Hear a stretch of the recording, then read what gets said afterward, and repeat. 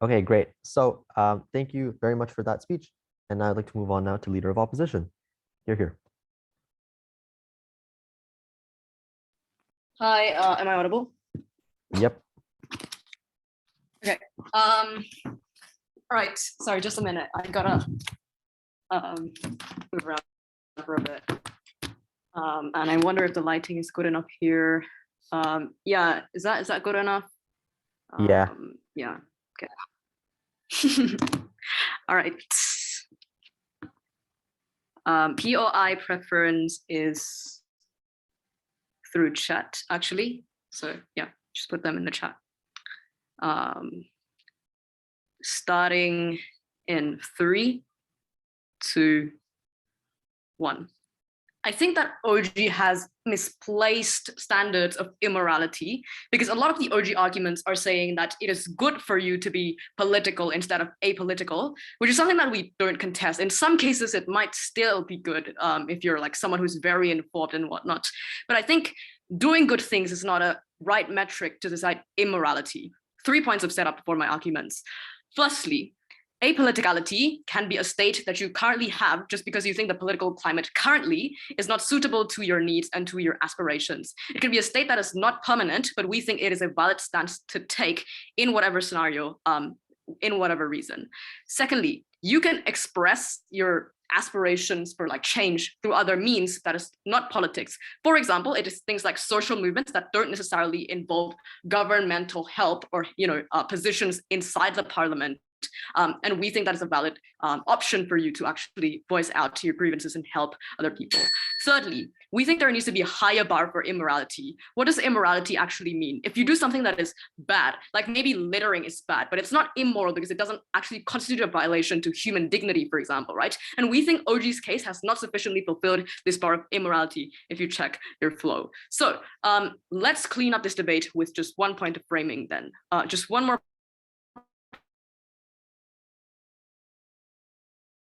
point of framing. I think the argument, the practice it's not significant enough for it to be actually immoral. So yeah, sorry. What's up? No, sorry. You were frozen just now, but you're all good now. So just keep on going. Oh, what was the time? It was 1 minute and 20 seconds. But yeah, it wasn't much at all. I think you just ended with the need higher bar, then you wanted to get into the framing. Okay. All right. I'll just turn off my camera then for the sake of stability. Yeah. Continuing in 3, 2, 1. Just to frame very clearly, the practical argument is probably insignificant in this debate because OG has not proven it enough to be immoral. OG only explains that more choices and like diverse policies is something that is good without any likelihood and without any like mention of why this is going to be immoral if you don't actually strive for good outcomes, because it's not immoral when you don't donate to charity because that money is yours and you have the right to decide what to do with it, for example. So that does not fulfill the bar of immorality. With that in mind, then moving on to my first argument, the individual right to representation. I want to bring 2 principles in this argument. The first principle actually rebuts their idea of capacity of the individuals to participate in politics.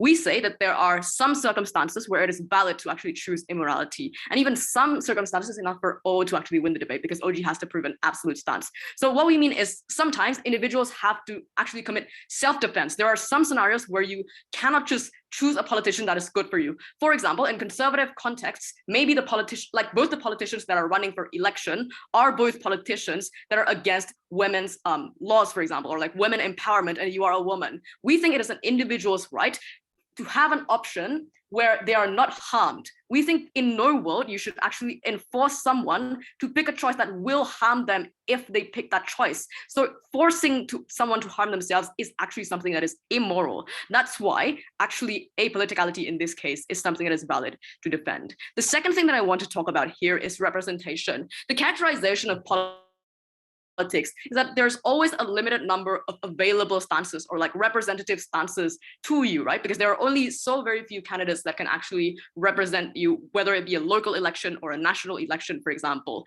So if you are someone in an era that is not progressive enough, or you're still in the developing world, like maybe the idea of feminism and queer acceptance are eventually only going to come up in like 10 or like 100 years, for example. And it is valid for you to, at that time, feel that there is no idea that is representing you and that is a valid political expression for you. In that time, then choosing to remain silent is also a valid political expression, because you say that both of these options are not correct. That doesn't mean that you don't actually have an option of something that is actually better, right? So you have the option to stay silent so that the politicians can maybe like evaluate that both of them are not going to be representative enough. This is why sometimes, you know, centrist movements or like out of the box movements can form a political party like Macron did when the left and right were not representative. We think the people that were in the center at that time that were waiting for Macron was people who were valid. So that's why it's a valid political expression as well. Before my second argument, I'll take closing up.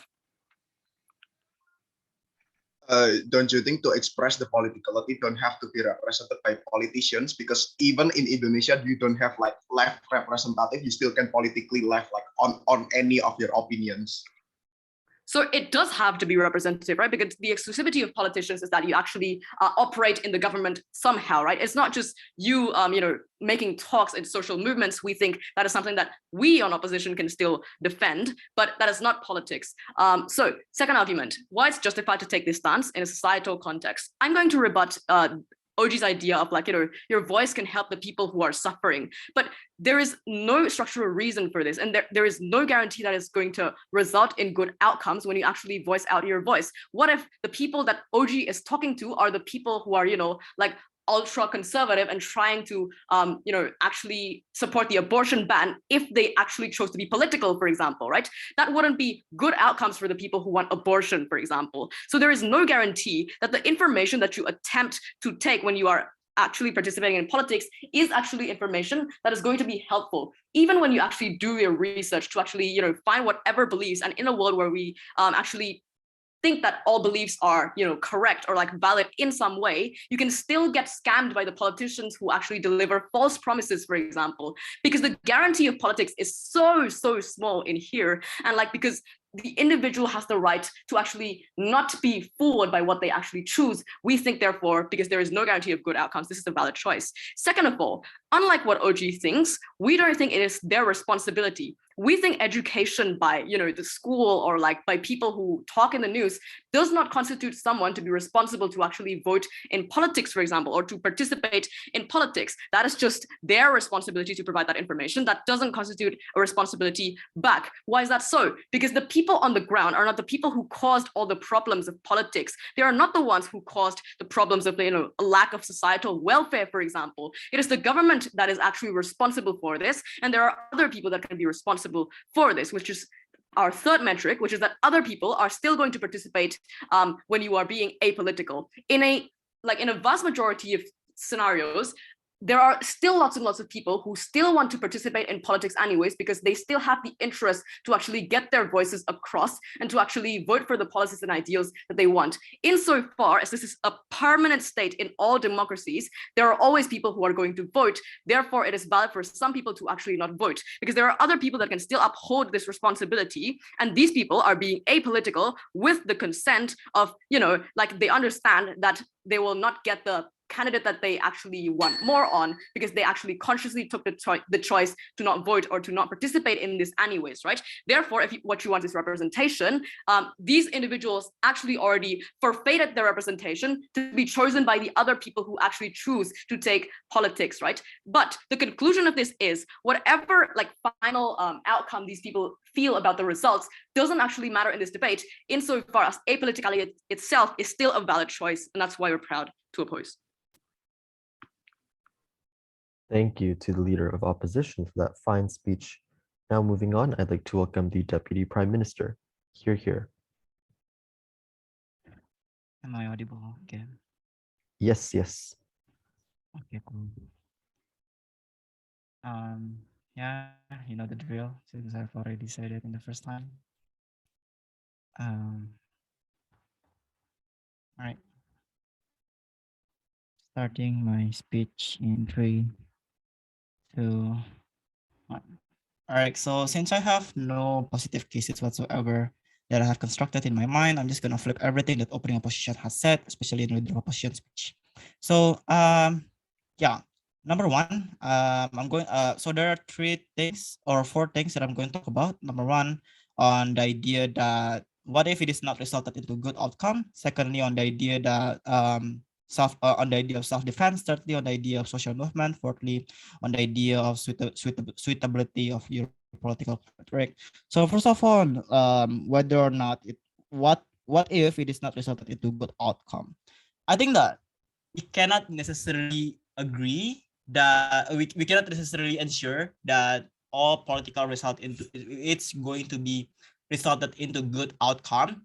But I think that the idea that apoliticality, like what I have said in my first speaker speech, is that you give them easier time for them to be not accountable to what they have done in the past, right? So what does it look like in picturizations? So this looks like when they have the ability to being apolitical, like these particular elites and oligarchs that have the capacity to be apolitical, which leader of opposition does not negate this, is that, oh, I should not look into what happens throughout the world. I should not look what happens, like what policy that resulted into people suffering, for example, and whatnot. The thing is, we don't necessarily like just like, in a shallow level, we say that these people actively make people suffer. Most likely is that they actually, reap their benefit, like reap their riches, for example, just because of their own condition, for example. But still, the way they do it is by actually sacrificing other people. Like this looks like, for example, like, taking other people's job, for example, and whatnot, right? So I think in that sense, I think the way that people actually can have the ability to actually have the conscience and have the ability to know that their past actions actually makes other people suffering, for example, which is something that's actually which is actually something that's actually bad, is by actually forcing them to actually going into politics, right? So this resulted into, number one, I think we deconstruct the idea that these people are like inherently bad to the extent that when they actually participate in politics, they will going to negate the good outcome of this. I think in outside the house, when they actually forced to opt into politics, that means they're going to have political educations of what happening inside the world and make them knowledgeable what happening inside the world and whatnot. I think that in the house, they can have the concise ability to actually vote for the good outcome instead, right? But secondly, is that regardless of the result, I think this is going to create a much better quality in democracy anyway, because democracy cannot exist when they actually not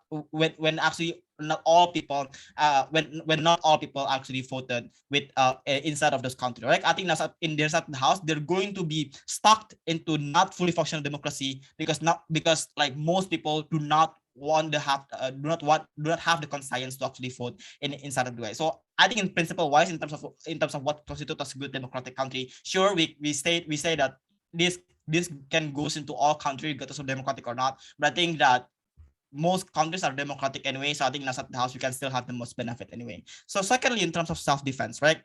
They said that, oh, what if they don't want to actually vote for politicians who are not going to give good for me? So this is an act of self-defense. The question then becomes that in their side of the house, when they actually go into a politicality, how can they going to make changes?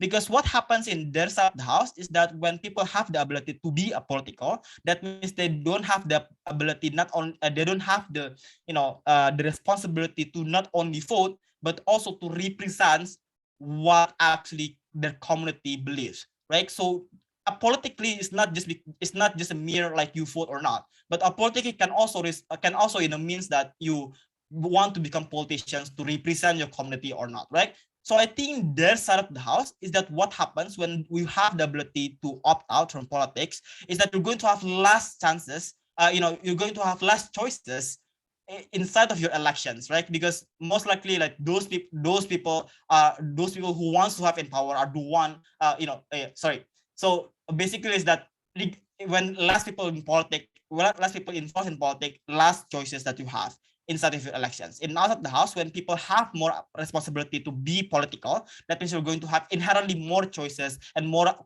responsibility to be politician, to represent, for example. So if the question is that you don't want to have politicians that are not good for me, in outside the house, we make more variety of choices that makes you have the weighing on which one that can have that can give me more goods, and for example. So the idea of self-defense can be deconstructed in outside the house.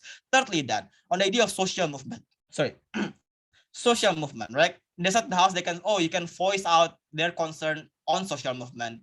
But what next, right? Because in the house, like we have to like admit that social movement exists inside of a political country. That means that democratic or even oligarchy country, you have to be dependent on politics, because politics are the one who actually creates law, who creates sustainable changes that you actually want to have.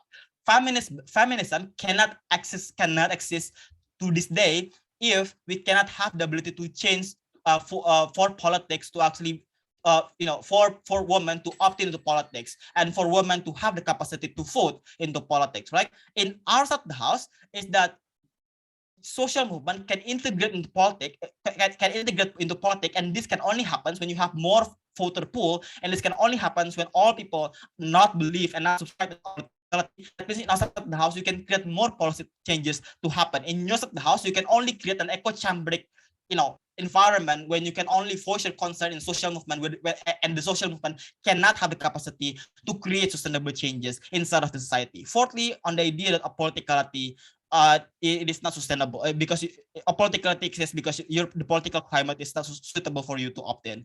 The question is that how you're gonna change it then, right? So this contingent upon the third questions, because that the class becomes that it is for you to wait until they become stable, or you create changes or you create changes to create that stable to begin with. Because in the house, your political climate that you actually want to believe in those utopia cannot actually happen when you don't opt into politics. I think that this house is so elitist to say that, oh, I should not join into politics because it is not suitable, when more other people think the same, but they cannot actually they cannot actually afford to become apolitical just because it is actually contingent upon their livelihood. I think this is very elitist. Vote for OG. Thank you to the Deputy Prime Minister for that fine speech. Reminder, please take POIs. POIs are great. They are awesome. Everyone should take them. Okay. Now I'd like to welcome the Deputy Leader of Opposition. Here.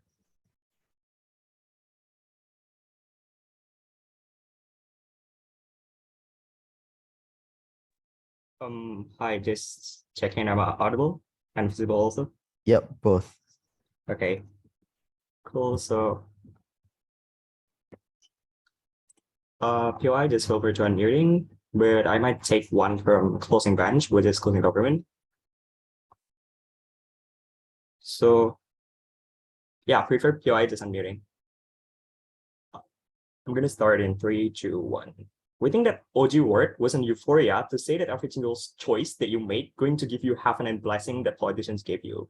But actually it was euphemia as part of social contract, like what they talk about. And that is not an obligation for you to obey every single thing about social contract, like what society told you, as long as it doesn't give you reciprocal relation or feedback in this case. I'm going to talk about 3 things. 1, I'm going to talk about individuals' rights. 2nd, I'm going to talk about perspective of democracy. Lastly, I'm going to talk about policymaking and social issues. The reason why I put this late is because I just want to preempt something that's coming from closing government. So let's talk about individuals' right? The main premise that opening government posits since PM and TPM were 2 things. 1, they say that individual actions are immoral because it causes more like trickle-down effect, how it make people suffer like minority, for instance, when no one participates in political agenda.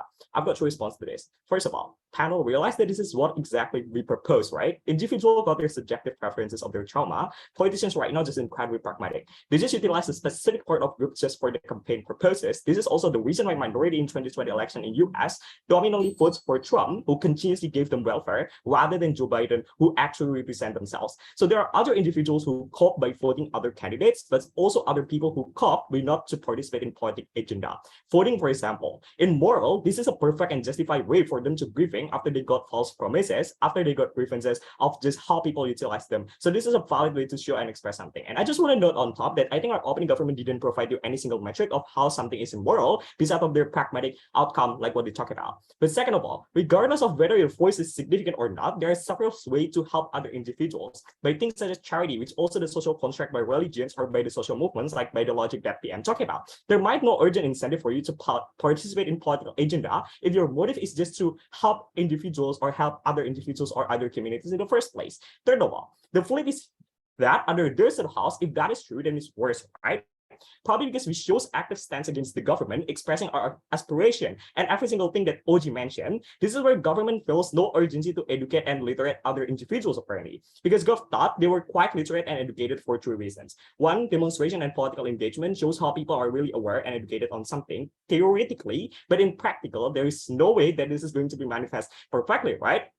There might be other individuals who just following trend, for example, to just doing demonstrations and all of the stuff. Therefore, shows to you how a political actually create a balance in sense of political climate. Shows that how other individuals apparently not having a sense of obligation to participate in every single political agenda, right? But second, the nature of people who stay in power want to maintain their chair in parliament or whatever, so they might cut off political awareness if that is too much threatened toward their position, right? Which when society proactively engaging in every political issue like what they portray. The delta was, I think, government bench got almost zero political expression on their side of the house, which they continuously glorify. But the second premise that they posit in here was that responsibility of the social contract between government and the society. I've got three responses. First of all, this only works when government succeed to bring welfare for you. If the government fails to represent the vast majority of society willingness, there is no obligation for society to pay back in one instance. Second of all, but also expressing a political is also part of democracy as well. So when you cut out one spectrum of expression, this is the moment where you also cut out the quality of representation, because politics should be inclusive, where everyone can express their concern and preferences without any fear, right? Without any concern, for example. That is where no political spectrums are immoral on our side of the house. Third of all, the flip is that where you cut out one type of group or community to abandon their co-op mechanism as the part of their rights, this is where democracy becomes not inclusive and only cater to the specific part of group. Therefore, in OG, they don't represent anyone. The comparative under our side of the house, there are three metrics. One, we told you since Kajen, there is no absolute moral political spectrum. Here's the thing. Somehow people or leaders who participate in power were not suited within your preferences, like issue vote of candidate or conservative politicians, and then you ask progressive civilians, right? Of course, you got a right to silence and not participate in those agendas or voting. Second of all, this is an exclusive benefit that happened on our side of the house. Education, for instance, to be absolutely glorified because of how the parameters how people are actively engaging on certain agenda or not. Therefore, the incentive for politicians to also cater to the vast majority of need pragmatically also high under our side of the house. When people act like apathetically toward politics, there is a certain incentive for politicians to might educate other individuals by doing things such as more aggressive campaign, for example, or more aggressive exposure on political agenda. Therefore, we got also better education on our side of the house when people somehow apathetically happen toward the political climate. Third of all, we represent the community willingness significantly better. I think if the community like minority, for example, which are continuously being oppressed, cannot opt out by give like golf, for instance, then I think this is the part when our side of the house represent this better, right? We should win on two metrics. One, we should rely on the metric of freedom. This is what democracy about, where we clearly win on the metric compared to opening government. Second, we manifest about what the democracy should look like, which is inclusive to everyone. Second issue, let's talk about perspective of democracy, right? The first thing that they're talking about in here is that politicians cannot be accountable in the side of opposition, right? One, this premise is absolutely false. Like the main power of democracy exists in participation and votes. Therefore, they might think like when all of the voters go away apathetically, pragmatically speaking, their chances got lower to win any election. Therefore, they might do things such as self-introspection, for example, or how they might help accountable even better on our side of the house because they want to attract more voice as well, right? Second of all, here's the thing. Opposition probably still exists, right? So they might be check and balances anyway under our side of the house. Like just listen to Kak Jen's speech that the things like apolitically is somehow temporary as well because people might feel disappointment toward the government right now. Therefore, there are also possibility where people or how like this voters basically come back and participate again in the political agenda. Therefore, this shows to you, however, that this kind of like hiatus, for instance, shows how this create better sense of check and balance that exclusively happen under our side of house. The comparative in here is that representatives are being equally exist under our side of house. But second, the variable of participation doesn't only like cater or only you can say this as good metric when it's come to the quantity, but it's also when it's come to the quality as well. So under Arts and House, people who going to the demonstration, for example, are people who quite understand about those value clearly, rather than people just following trend, for example, or rather than people just following the vast majority of their groups just because they did it because it sounds cool, right? Therefore, in the metric of quality, we clearly win on the perspective of democracy. So third of all, let's talking about policymaking and social issues. I think this is just for political agenda, right? And not for their main obligation as civilians. Things such as paying tax, for instance, still happen because the prerequisite for this policymaking was money. So even if in our worst case, though, the policymaking was going to be slow, but I think like this doesn't like significantly happen, right? And they still definitely pay some money to the government, but not actively engage to show their disappointments or get it specifically to the government. Second, even if they got lower check and balances toward where their money goes on, and this is something like which we currently solve this better on our side of the house, right? Under their side of the house, where they just following like taxation, for example, and then they just obey every single thing that the government proposed in political agenda. This is where I think like government also got much dominant power that it so simply happen on their side without any check and balance. There should be no more reasons than 3 points as to why you should vote for opening opposition already, even before closing benches taking this debate. One, we shows to you why in principle is it moral as part of political expression. Second, we better like realize perspective of democracy. And lastly, we better got policymaking and social issues brought to. Thank you to the Deputy Leader of Opposition for that fine speech. And now I'd like to welcome the Member of Government. Here. Hello, check and audible. Yes, you are. Okay, thank you. POI through chat box.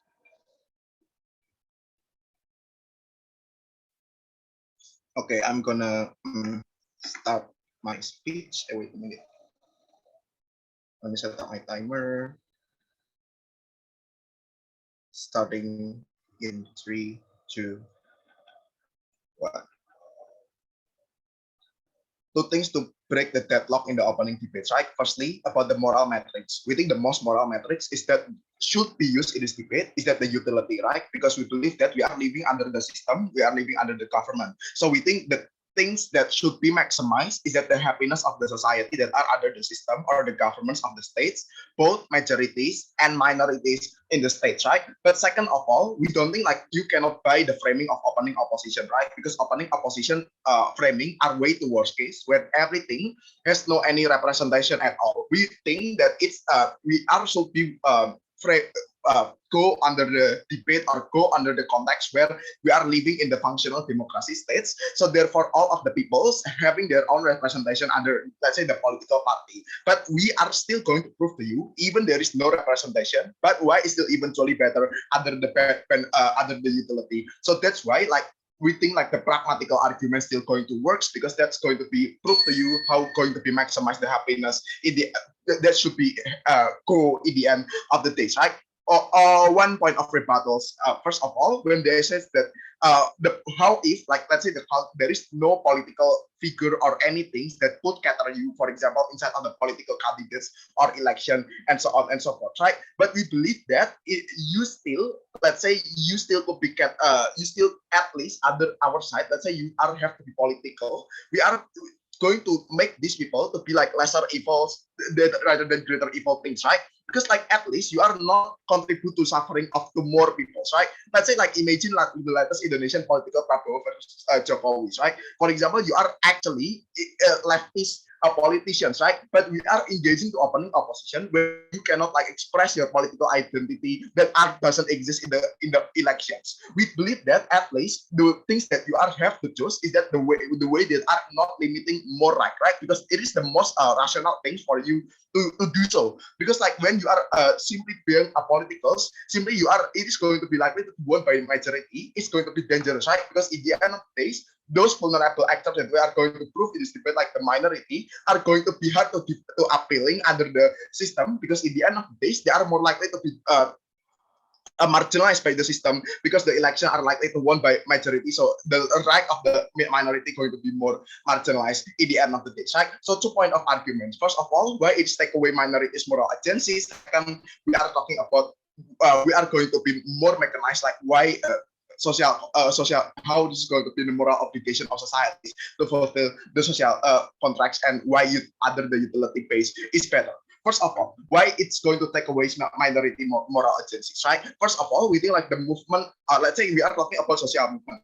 They are basically the people who are first minorities, right? So that's why their idea is likely very different with the majority one, right? So that's why they are not properly accommodated by the system. So that's why they are being marginalized. For example, you are women, you are trapped under the people who are conservative. There is a lot of patriarchal and whatsoever, right? So that's why you are lost in terms of quantity. So that's why you need other people to cater and to represent you in the very first place, right? So that's why their moral agencies is actually a reliance towards the other people, right? So that's why it shows to you that minorities, this debate is very vulnerable in the very first place, because first they are marginalized by their quantity, and second of all, your moral agencies is actually our reliance towards the other people. So what does it mean when there is a people being apolitical? Simply, people are not likely to be care under their words. Like what was the counterfactuals that are never been brought by the opening government? Within the counterfactuals, why people are likely to care to minorities? Let's say there is people are not apolitics. We think like currently right now in the status quo, people are more, let's say, like populist or progressive, right? Because let's say the people who are conservative or people, let's say, of nationalists and whatsoever, it is still people who are, let's say, like the older generation or people that are already existing in the system and whatsoever, right? So that's why we think like still people are still likely to care to this kind to this kind of people. So that's why we think like if you are being politicals under our words, you are the words where people are politicals. We think like people still likely to care toward this kind of minorities in the end of the day, right? But even in the worst case, let's say all of people's under our words, let's say being politicals, and they are not choosing to care to minority, but at least under our words, minorities knows which one that should be their ally, which one there's going to be alienate them, right? So that's why in the end of the day, pragmatically, you could choose that the one or the one of presidents or the one of candidates that are not going to limit your more right. For example, you are let's say people who are feminists, or you are people who are LGBTQ plus. It means that you don't have to choose like the religious leaders, right? If you compare to another candidate that at least not really represent that you in the end of the day, right? So that's why under our words, at least this kind of vulnerable people are still going to be catered in the end of the day, right? But why then, in the end of the day, if let's say like the majority is still win under the system, or still marginalize the minority is still fine anyway, right? Because we believe that majority in the end of the day, they are still going to be majorities, right? So that's why their mandate or maybe like their social constructs are still the things that are still need to be prioritized under the system anyway, right? So that's why we things like this kind of mandate is still going to be upheld by the majorities, but at least under our words, we prove to you how in the end of the day it's not going to be limit more their right? Because under the opposition words, people are simply just going to be don't care, and more likely this majority is going to win in the end of the day, right? But second of all, we are talking about like, let's say the system under the social contract, right? We are talking about the products of law, we are talking about the products of welfare distributions.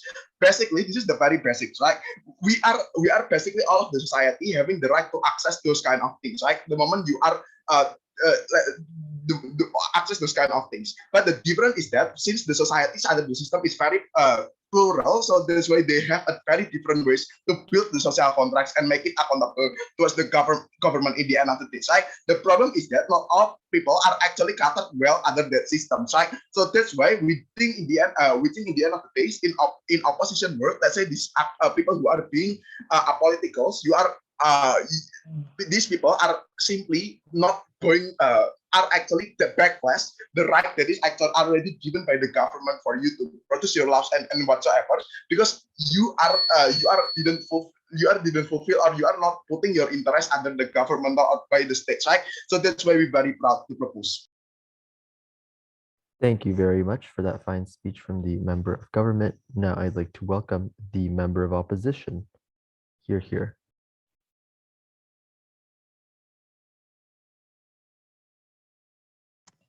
Check, I'm audible.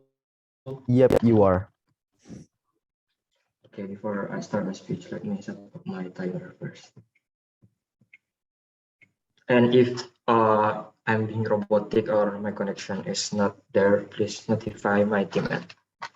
So yeah, I'm starting my speech in 3, 2, 1. I think that as society, it is not our responsible to always tell our government that, oh, stop being corrupt, because exactly the reason why we choose you, because we trust you. And the moment you betray our trust, and that is the moment we are not going to care anymore to you. That this is not our responsible to always warn you. This is your responsible to make your own self change or being better. Even without our comment. So what I'm going to talk in my speech is that first, the justification point, it is why it is very moral to being apoliticality, and it is very different with what the opening opposition team say to you. And second, how then the closing opposition will bring structural changes that the opening opposition really lacking of explanation in this kind of argumentation. All of my rebuttal will also be integrated in my speech. First, let's talk about justification. We believe that there are two justification points why it is very moral for you for being politicality or abstain from politics. First, because interest, and second, because maybe you are the person who are trust so much in the government in the very first place, you are ignored or even harmed by the politics itself, then it's okay for you in order to abstain from the political system.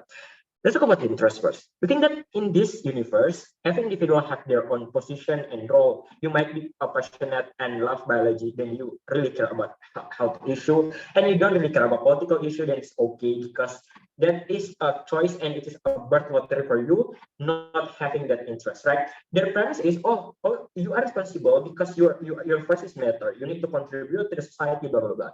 Teacher doesn't have to contribute in the military system, right? Because they are trained to live as a teacher anyway, not as a military people. We believe that every individual has their own unique way to contribute towards the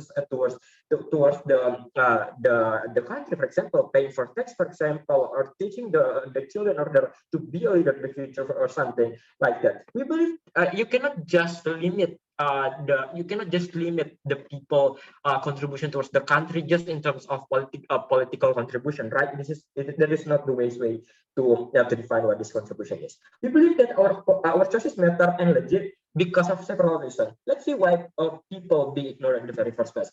Political ignorance or apoliticality, it most likely happen largely in the rural area or in the underprivileged and undereducated area, right? Like in the educated village, for example, or something like that, where politics is rarely touched the life system of these people. Under these circumstances, we believe that it is okay for them for being ignorant to politics because there is no any effect for them when they speak or do not speak up in the politics. But even if they speak up, they most likely being ignorant or two, maybe they will be listened or not being ignored by the politician, for example, but just being utilized as a political vehicle to fulfill the political interest of the elite politics, for example. Like if they speak up or care, politicians listen to them, politicians suddenly care to certain village, for example. This is still bad because what if it just collecting empathy, for example, or the way to take over the land to change it into gold mining industry, for example. That is exactly what makes people be ignorant, either because interest, choice, or even being harmed by the political system itself. Then it's okay for us to opting out from that political environment. But even if government is really being good for us after we speak up, then but we say that, oh, it is not weird, right? Let them do so. Let the government just being there for us as the government, because government responsible is to serve us as a society, right? Not to do corruption first or not to do bad behavior first and then evaluate it themselves or evaluated by the society after being demonstrated. All of government benches implication argumentation, government will justify their bad behavior and then say that, oh, it is okay for me to do bad behavior because you are the one who are going to neutralize me as society, because that's irresponsible in order society, for example. We say that it is not our job as society to always tell you that, oh, you are doing wrong, for example, or stop do corruption, etc., etc. We vote you because we trust you. So whenever you do bad things, for example, or hurt our trust, then we will never care about is about you anymore. Then say that, but they say that, oh, discussion matter, feminism or LGBT community need to speak up, blah blah blah. As minority, I think that we are the one who are harmed the most by the politics. Politics keep being politicians keep being populist to have the majority votes, right? They keep claim that LGBTQ is bad under religion, for example, in order to achieve the majority support. That is why, as minority, it's better for us to withdraw from this political discussion, for example. But if you say, oh, exactly because we are oppressed, you need to speak up, for example. Then the question, then the LGBT community in Indonesia, for example, ever being listened, we say that no, even it get worse. Then we say that, oh, not to, and nowadays, where a lot of futuristic people like Elon Musk, for example, teach leaders, even political leaders, hold these people into account without having them participate in politics, for example. Then that is the way for them in order to be good for the society without even entering the political system. Even a lot of cases, they are more powerful to make changes. In abortion, for example, Amazon will cover the abortion money for their employee to fight a state that allow them. Then the worst case that will happen under the opposition side of the house, the government side of the house, is that when this kind of people entering political system, for example, then remember that political is dirty, right? Maybe you are angel in the first place, but after politicized, you are being demon. When you enter politics, for example, you are a good people will always being lobbied by the elite, for example, or it may change your value that in the very first place you support the environmentalism, for example, but after entering or listen to the doctrine of the politics, then you support the industry that collapse, that destroy the environment. Then it is okay for in order to opting out from the system. But how the evaluation and change happen outside of the house? We agree that when people be ignorance, the political crisis might happen. But maybe this situation is necessary to send signal to the government that they are bad. They will evaluate and start to question that their agenda is good or not. Why this most likely? Because notice that the political ignorance may be also lead where individuals being ignorant to the policy ignorance, right? When people do not pay taxes, for example, not go to vaccine or something like that, is maybe the thing that could change the government, because they need us, right, as the voter to be re-elected, for example, or follow their comment in order to buy the vaccine, if or something like that. That is why under our side of the house is most likely to happen. Under side of the house, the society will just following the trend, following what leaders say, without just following the scenario in order to maybe will being re-elected or something like that. Probably opposed. Thank you to the member of opposition for that fine speech, and I'd like to welcome Government Whip. Here.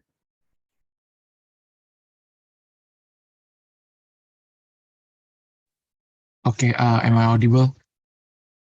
Yep. Okay, thank you. My POI preference is through chat. Okay, I will start my speech in 3, 2, 1. Panels, we understand being identified as immoral is a huge burden, right? Because like to be defined as an immoral individual, then you must like doing something really, really bad that affect a lot of people. Like sometimes like you're doing the taboo things, or maybe you're doing something that really bad for yourself or for others. That's why we need to like be labelized as immoral. Like Fierian, they bring you the idea of about the minority that going to exist in the opposition world, right? Like how they cannot get all the representative, and how the system that going to exist only going to benefit for certain individual. We think that's why the immorality is needed in the first place, to make people realize that political participation is really needed in order for government to work. We think that's why we're going to support it. There are two things that CG bring in this debate, right? Which is really different from OG. We bring the idea that the responsibility exists as you as individual, not only to fulfill your right, like what OO or CO said, that, oh, this is your choices, or this is your personal reason, for example. We think that's not the case, right? Because this will affect a lot of people, and also like having the many people, like in this case, like the minority going to be really affected to begin with. So we think it's really egoistic idea when you only like focusing about yourself as the part of society to like getting all the benefit for yourself. Then the second idea that we bring is about the pragmatic thing that's going to be happen, like how the people that really want to make change in the society but never have like a lot of supporter to begin with, then you assume that they can just do the change without our help, for example, in the political participation. We think this is why we should like taking part in it and also helping the condition that need to be solved in the end of the day. There are a few rebuttals first to CO, right? So CO bringing the idea of like, oh, the all things is depend on the government. Government have the responsibility. We think in our side of the house, government still have their own responsibility, right? Government still do their work. But the difference is in our side, you giving help toward the government to make them realize what actually happened to the society and what actually society want to begin with.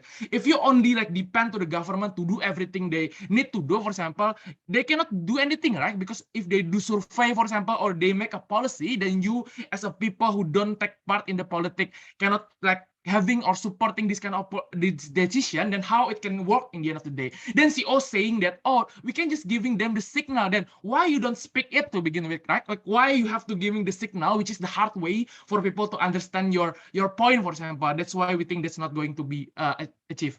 Second things, they saying that in CO, people still going to be ignored in the end of the day. We think Fieri had say to you that in this case is in the country or in the system, which is the democratic is run very functionally. Like we don't say that in our side, the government will suddenly like close away or being in ignorance just because there are something that really different from their perspective. We think it's better in our side of the house if you as the part of the society also like taking part and giving your opinion, so government can choose the best decision that can affect all the people in the end of the day. So we think that's why the idea of ignorance and so on so forth should not be taken in this debate. Then move to the OO, right? OO bringing the idea that politics is not exclusive. Like for example, there are many things that you can do. For example, like social movement, religion, or something like that. Yes, we agree there are many things that you can do except from politician, for example, to help society become better. For example, yes, we agree with that. But we have to understand that in the part of social movement, the idea that being catered is really limited. Like for example, like feminism, it only support about women, for example,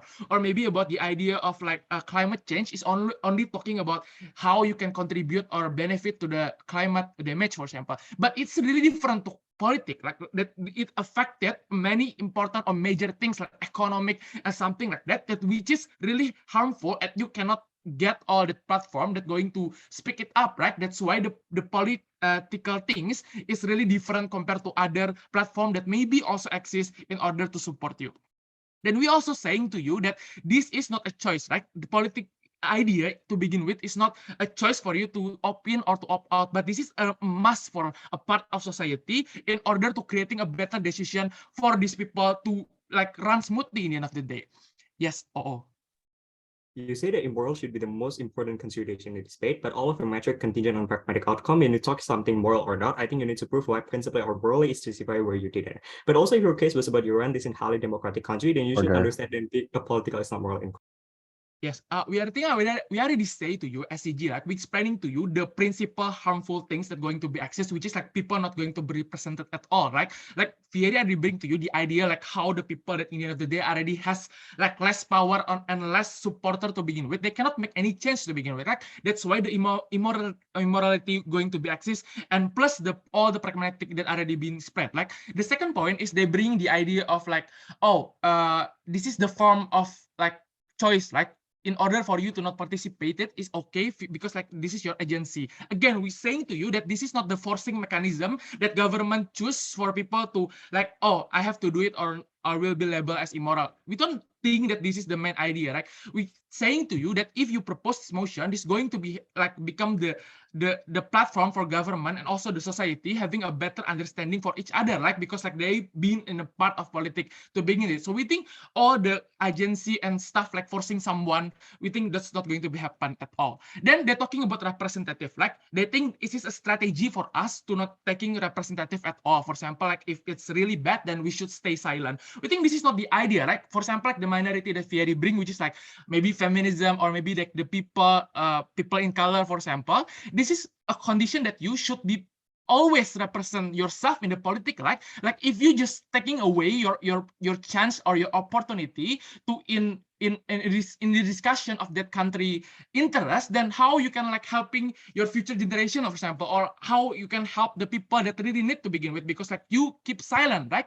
This is how we think that the opportunity that exists for you in the like the political condition that having a privilege for you to like part in and also contribute as the social contracts condition, that's you have to take that kind of like opportunity and giving back toward your like community or the people that really need it in the end of the day. Then the last thing that they bring is about like how the education and all things about like political understanding can still exist in their side of the house. No, we don't think that's going to be happen, because number one, government will feel that there are no urgency for them to making all this kind of policy, because like there is people choices to begin with. Then that's why we have to like change it to begin with. And secondly, like they will be happy, right? Because like there are no opposition, there are no people who hate them, and there are no people that really want to make change to begin with. So we think all that kind of like new revolution not going to exist in the end of the day. Very proud to propose.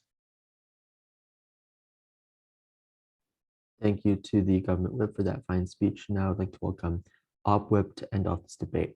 Here. Check, am I audible? Yep. Okay, cool. So POI through chat. Yeah, I'll set my timer.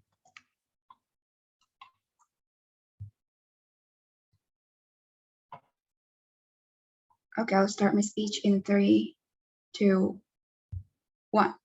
Right, understand why today's political system is slightly different, right? Because we believe like changes nowadays are not exclusive to political leaders. The existence of technology disruptions, for example, social medias, it is enabling people of even from non-political backgrounds, for example, they're able to voice out and actually tell the leaders what is actually wrong without having to be in the position of being politicians. Let's say that Greta, for example, on the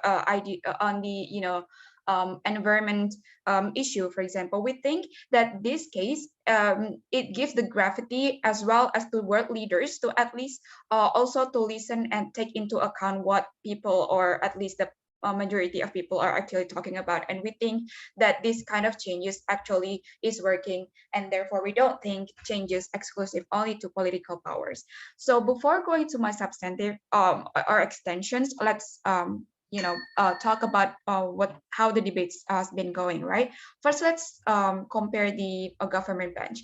Basically, the government, the OG, it seems that OG sees a world where everyone will be encouraged, quote unquote, pressure to be politicians, which we think is unnecessary, right? That our direct response to this is that everyone has their own interests, right? They can say no in politics, even if they have the capacity. For example, they understand what voting is and etc. But for whatever reason, in the end of the day, they choose not to be politicians because they have their own interest in other fields, ladies and gentlemen. Let's say their interest is in entrepreneurship. They want to build something.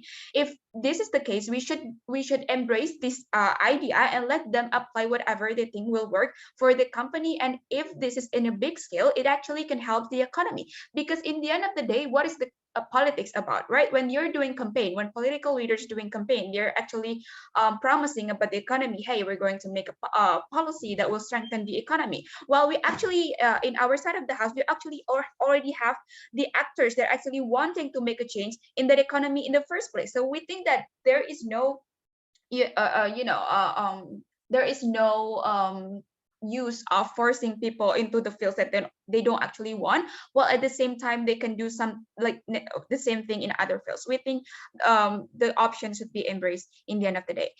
Secondly, OG also seems to see where if people don't opt in politics, no changes will happen, right? We already mentioned like how changes are not exclusive. And lastly, they're talking about the educations. Like even if you educate people, for example, like, hey, we're going to tell you what politics is, how it works, and how to create good policy and stuff like that, it seems like they are preparing something to be, quote unquote, forced politician. We think that in the end of the day, even if you provide like layers of education, we don't think it will work without the interest from the first place from these people. So we don't think like the case from the government side, from the OG will fly in the end of the day, right? So now let's talk about CG's case. Basically, they're talking about the lesser evil, right? Like how is it still better to vote for lesser evil better than not? How are you going to respond to this? We believe that voting lesser evil will not necessarily guarantee significant difference because they're evil anyway. Because like they might be good in some ideas that are popular in society, but they also potentially really bad in other things, right? it also goes the same way with other candidates, which you call like more evil candidates, which people might see like they're really bad in some popular idea, but they might be also good in other good policies. We think like these options is not, there is no like good options for society in the end of the day. So having these situations, we think like this is not necessarily, and also it is immoral forcing people to choose when they don't want to choose in the first place because they believe that there is no good options. We think that it is even better when they actually can opt in somewhere else as a counter to the current candidates or the current leaders. For example, like how our previous speakers already mentioned about the entrepreneurs or activists that actually they're making their own movement and telling the world leaders what are actually the issue and what changes should happen. We believe that should be the case. And secondly, CG also mentioned about all the platforms that you need to be politicians, because you have all the platforms to make changes to happen. We believe that this is not true, right? Because if that is the case, then we don't see any crisis anywhere in the world because politicians will be have all platform in first place. We think that this is not the case, right? In politics, being dirty, we believe like there are structural changes that needed to happen. It involves many actors. Like you cannot change something only by one person to saying they will change everything. It will not work like that, ladies and gentlemen. We believe like there will be compromises, for example, that will happen in politics in order to create changes. And we believe this is not easy at all because it's something like related to the principles, whatever the aspiration of this person. We believe that this only applicable to those who are really committed into politics, and we think that this is not the responsibility having to force themselves to compromise their own value just because they want to make changes, while in the system itself it just doesn't work because structurally it sucks. We believe that it is better to let them to voice out and make their own changes in their own field, like make their own NGOs, for example, and then make it big. And finally, government have the comparison about between their policies and also the NGOs policies. We think that this is much better in comparison to their side of the house, because now we believe like in the status quo, what is seen is like those who do not vote or the golput people, they are seen as like those ignorant and very bad people because they simply don't care. We don't want this ideas of when more people vote, meaning more better democracy, and because everyone is represented and stuff like that. We believe that this is some kind of illusions where more people means better democracy, which is not the case, right? Because some people just do not have interest, they don't want to vote, but because people have this labeling, you are not a good citizen, they're just running away from that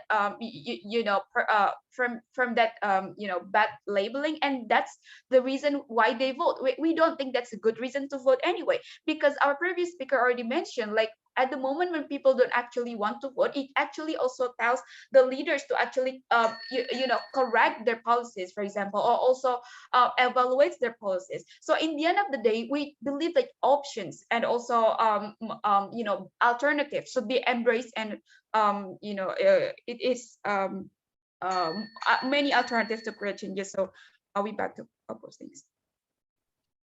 Thank you to the opposition whip for that fine speech, and thank you to everyone for what was indeed a great debate.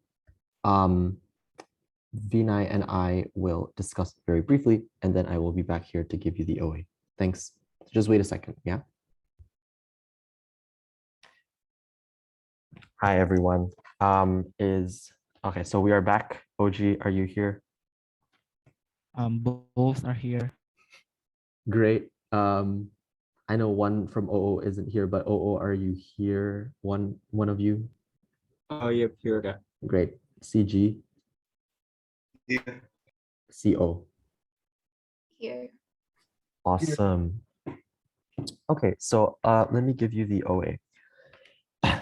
Thanks everyone for that debate. Apologies, I will not be turning on my camera. But if you do want, well, if you do want any questions after this OA, you can feel free to contact me.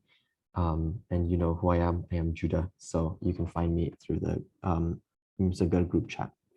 So I'll just tell you a few general comments, or just two general comments, then the call, and then the reason for the call.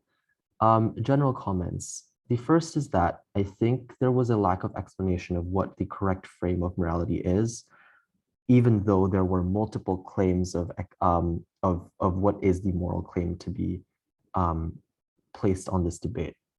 So that meant that a lot of debaters were asserting this is correct or that's correct. I do not know which one is correct, given that I cannot weigh arguments that are not proven. So the debate was instead judged on intuitive moral foundations instead of the weighed moral foundations that teams said were more important. I think if teams were to explain why a certain moral foundation was more important, would have made this debate much richer. There were attempts to do this, but those attempts ended up failing due to lack of explanation. Secondly, what does quote unquote intuitive moral foundations mean when I say that in the first comment? It means that I was willing enough to buy that there were probably two pathways to making something immoral. The first was when it constricted choices, and the second was when it created worst outcomes. It is unclear, though, on which of these two grounds does one prevail.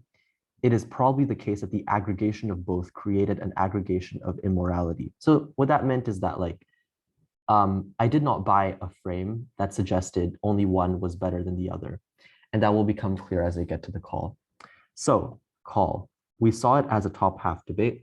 And I want to note that we saw it as extremely close between both teams in the top half and both teams in the closing half.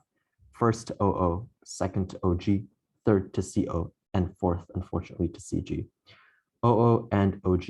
And yeah, so I do want to say again, very, very close, and I'll explain why. So I think the first thing to say here is just a bit on the 2 points of framing to assess the top half. The first is that opening government suggests apoliticality means opting out of political discourse. And I was willing enough to buy this, which meant that I was also willing to buy the practical argument from the opening government, despite the lack of responses from OO. And the second thing this means is that the OO claim about not being represented, meaning that you also have a reciprocal right to not voting in elections, does not fully tackle the opening government case, as opening government's case encompassed discourse in contrast to just selecting a candidate. So that's what that means, which is also why it renders some opening op analysis unable to beat some opening government analysis. The other thing that I would frame here as well is that I am willing enough to buy the opening opposition claim that political choices being moral don't mean apoliticality makes you immoral. So the analysis from opening government that suggests the alternative, okay, now everyone's just leaving. Great. Yeah, so the observers have left. So the opening government claim that political, like being political means good outcomes do not necessarily mean the converse is true to show immorality. So I think this is pretty important because some of the opening government analysis did end up only proving that those things would create moral outcomes, but not that it would comparatively have created immoral outcomes, if that makes sense. So the first thing I would do is just talk a little bit about the principal clash between both teams, and then I'll talk a bit about the practical clash, which coincidentally enough actually falls into a principle as well. So the principal clash, I think opening government do give me pretty good reasons as to why, in terms of like the morality, that you are responsible to being political. The first thing that they say, the state gives you benefits and therefore you must participate. And I think actually opening government give me some reason to suggest that these welfare provisions are given to people. And the only response that I get from OO from the DLO was to suggest that this is first contingent on proving that they do provide welfare. The first thing I would note is that I think given neither team really give me analysis, but one team, which is opening government, give me examples, I do have to weigh that higher to an assertion from the opening op, which means that the opening government win on this first mechanism, but they unfortunately do not win on the second and third mechanism. The second mechanism was that even if the state is corrupt, you would then end up becoming complicit to other people suffering. I think this is generally true. And I think it is true that perhaps your voice is currency to opt out, or like the analysis from opening government, I think is sufficient enough to prove this point. But the thing that the opening opposition suggests instead is that it is probably more important for you to weigh the moral choices you make towards yourself or your own choices in contrast to the choices that you make for other people. So it seems as though, like, I think firstly, just on an intuitive level, opening off gives some line of rebuttal to this, to say that it maybe isn't really immoral to donate to not donate to charity, though again, argumentative, right? The DPM could have probably rebutted this and it would probably be a win for their side instead. But I think given that there was some frame from the opening opposition to suggest that perhaps the right to your own choices are probably more important than the outcomes of your choices towards other people, that does mean that there is one moral outcome or principal outcome that is weighed higher in contrast to the principal outcome that was prioritized by the second mechanism of the OG case. Third mechanism was that the choice to be apolitical is privileged. I think this is uncertain, given that the opening op rebuts this by saying sometimes no one or nothing represents you, which means that you are not always in a privileged position. I want to note that this does not mean that the opening opposition fully prove representation is the only pathway to making a moral choice in politics, but it does mean that the choice to be apolitical isn't fully privileged. So given that opening op, I think neutralize the majority of the mechanisms from opening government, but secondly, also go above to say that there is one thing that is morally more important, which is the individual choices, in contrast to the outcomes of that choice, which is possibly uncertain to even be true. That does mean that they win over the principal clash against OG. The other thing as well, in terms of practical clash, I'll go very briefly here. Opening op says that the practical good doesn't prove the absence, that practical goods do not prove the absence of it is immoral, or that politicality doesn't guarantee good outcomes. I think they lose this to the opening government, as opening government does prove if politicality, which is the opposite of apoliticality, creates more choices, that your choices directly affect this. And essentially, it's like the fact that, like, you would have less representation and whatnot. I actually do think that the opening government proved this point quite well. It does create somewhat of a path dependency problem. That is true. So it's like, if you are political, you are probably going to expand choices. Expansion of choices is good. The problem with this comes back to the framing of the top half clash, which is that proving positive morals or positive morality does not also reciprocally prove that there is a negative, like, morality or an immorality associated with being apolitical. So specifically, the burden here for the opening government was to prove that there was a constriction of choices when you were not political. And unfortunately, this wasn't proven to the extent of the frame that the opening op had already set out to the opening government. So a lot of, I guess, like, complexity in weighing this top half, which I do want to spend a bit of time on, or like, which is why I did spend a bit of time on it. But the point is that given that opening opposition probably, like, they did lose on the practical clash, but given that they were able to frame to some extent that the choice capacity was more important than the capacity to responsibly benefit other people, they were able to very, very slightly win over the opening government. So I do think a lot of things were sort of like directly in clash with each other from both teams, but OO did take it over. Bring in CG. Okay, I will just start off first with explaining why I think closing half is under opening half. The main reason why, and I think this was also agreed upon by my panel, is that a lot of the material was very, very derivative. So it was extremely unclear to this extent how we could credit the closing half for the claims that they were making, given that the majority of those claims came up in top half. What did CG bring to us? CG brought to us 3 different possible points. The first was 2 points of framing, which is that there is more importance in proving utility claims and that this would likely be functional democracies. For the utility claim, I do not think this was proven. I think the only thing that was said here was that we all live under a system and that we should maximize happiness. It is unclear as to why this is the preference of every voter, given that the opening opposition explains sometimes you do not have the ability to get yourself represented, and also it might be an okay enough choice not to feel like, not to want to be represented and instead default to the representation that other people give towards you. It is also a bit unclear here as to why maximizing happiness immediately comes under being apolitical. I think they would have to prove this in the vast majority of instances in the closing government, which they were not able to prove. The second thing about being a functional democracy, I just do not think it is fiated in the motion. I also do not think closing government is able to do this, given that they are closing government and not the opening government. And also it's a value judgment motion, which means you are not able to do it. So unfortunately, those two things or frames or assumptions do not really work in the debate. In terms of the extension though, the first was a minority extension. I think the unfortunate thing, again here, is that it was mostly just a derivation from OG's second argument. OG suggests to us that if you have more political discourse, you can, number one, diversify those voices, which means you get good policies. And secondly, you can get more politicians, which means you get better representation for people. I think this was sufficient enough to prove a lot of the mechanisms, or if not most of the mechanisms that the closing government provides, which essentially means that analytically, it is unclear as to why this proves anything beyond what the opening government had already proven. So given that opening government proved two spheres of firstly voters and also secondly politicians, and closing government at best prove one sphere, which is that you could probably help other people because you have a responsibility to other people. It is all fully contingent upon opening government, but also opening government analyze this to a further extent than closing government do.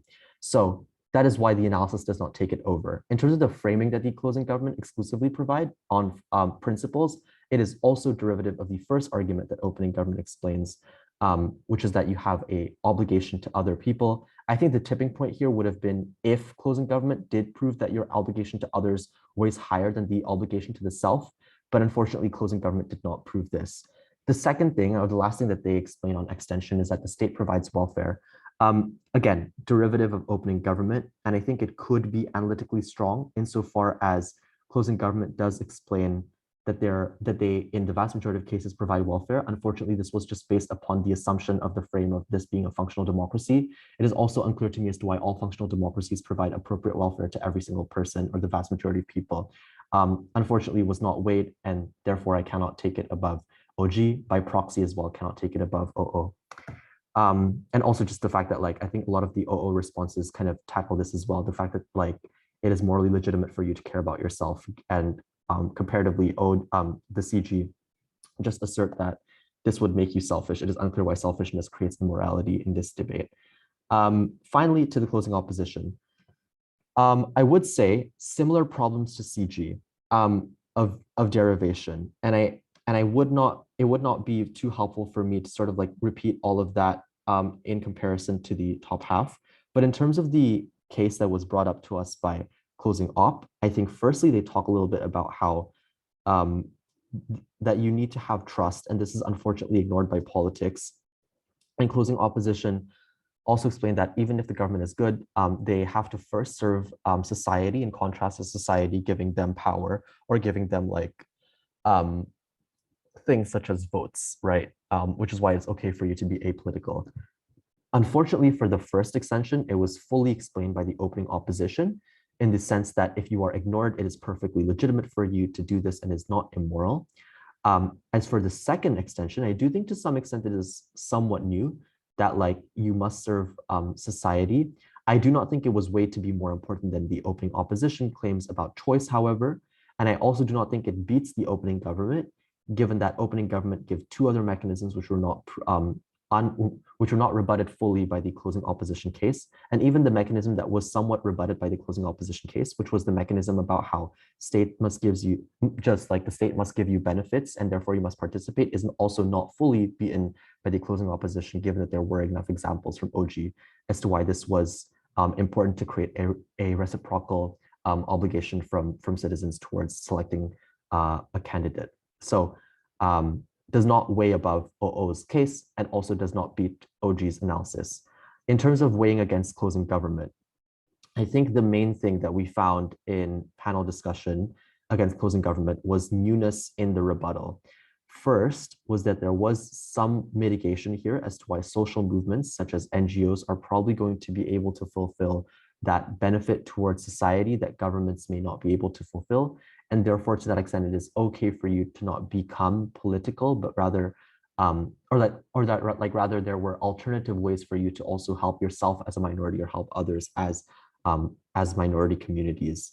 So that I think to some extent neutralizes the closing government case. I will not say it fully beats it because I think a lot of the analysis from closing government is still derivative of OG, and given that if CO did beat this fully, they would have also been beating OG, but unfortunately they did not. But the second thing as well is that the closing opposition also said that the government's obligation is to do good for people first. And I think to some extent, this is new material that we can at least credit to the closing opposition. That new material, I think, clashes directly with the material from closing government about how the state provides welfare. I think since closing opposition explained that is a direct obligation states have towards society and does not have to be reciprocated by society, I think it is clear enough that to some extent it is not immoral for you to not give back to the state. It is only immoral if the state does not give towards you. So to this extent, I think there were some lines of analysis from closing op that can be credited as mitigation against the closing gov. And for that reason, they were able to take it over closing gov, but not over the top half teams. That was a bit long, but unfortunately, I did have to go through all of that because I think this was a pretty complex debate to judge. If anyone does have any questions, I am totally open to giving you feedback through WhatsApp. But otherwise, thank you very much for the debate and hope to see you in future Disputandum spars.